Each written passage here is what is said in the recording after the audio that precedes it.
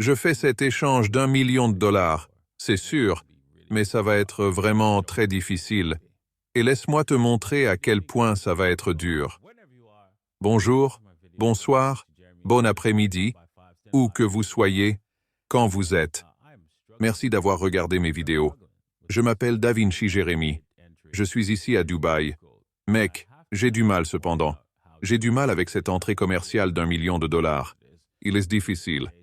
Et je dois souligner à quel point c'est difficile. Et je vais souligner à quel point c'est difficile dans l'épisode d'aujourd'hui parce que mec, je me suis dit, eh bien, je l'ai raté. Je l'ai raté, non? Tout indiquait que, vous savez, nous étions débordés et que cette baisse allait arriver. Ça va s'effondrer et ça va continuer. Ça va continuer à s'effondrer et ça va exploser. Et oui, nous allons voir ça, n'est-ce pas? Je vous montrerai le commerce d'1 million de dollars lorsque nous y arriverons, si nous ouvrons le commerce d'1 million de dollars, n'est-ce pas? Mais je suis dans un métier en ce moment. Et ici, je vais en parler dans l'épisode d'aujourd'hui. Alors, allons-y directement. Et si le trading vous intéresse, n'est-ce pas? Il y a beaucoup d'endroits pour faire du commerce ici. C'est okex.davincige15.com, bybit.davincige15.com, n'est-ce pas? Les liens sont dans la description ci-dessous. D'accord, donc dans mon groupe, je me disais, d'accord.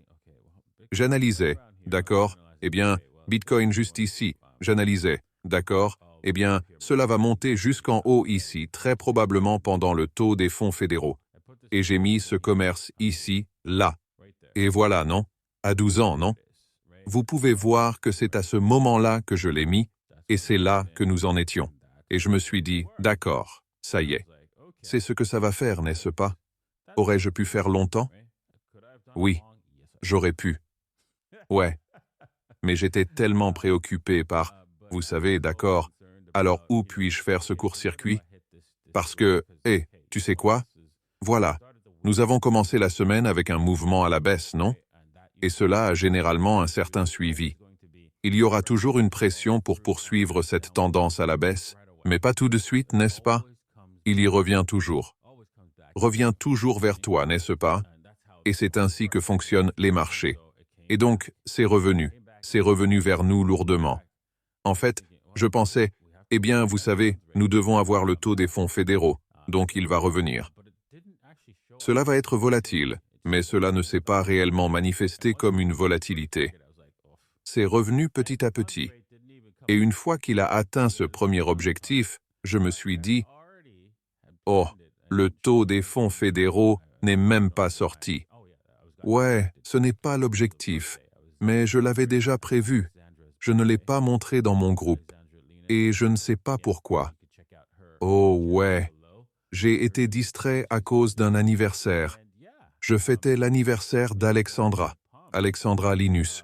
Oui, vous pouvez consulter sa chaîne sous sa chaîne YouTube. Elle est musicienne. Et oui, ça a gonflé jusqu'ici. Et j'ai vu ça, et je me suis dit, ouais, c'est probablement le commerce. Et c'est donc là que je suis finalement entré, n'est-ce pas? J'ai arrêté, je suis sorti de ce métier, et je suis entré ici à ce niveau. Au proxy, c'était un peu plus bas que ça. C'était un 43 126, je n'aurais pas dû arriver si tôt. Mais le problème était que je n'avais pas accès à cet ordinateur lorsque je l'ai vu. Cela pompait plus haut et je n'avais pas l'entrée. Quoi qu'il en soit, voilà où nous en sommes. Nouveau, oh ça y est, ce sont des lignes de résistance. Ce sont des lignes de résistance qui étaient censées se transformer en support en cas de panne, mais ce n'est pas le cas.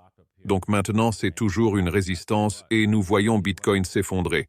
Maintenant, nous pourrions avoir une double recharge ici, n'est-ce pas? Et c'est généralement ce que je recherche ici, c'est une situation à double sommet.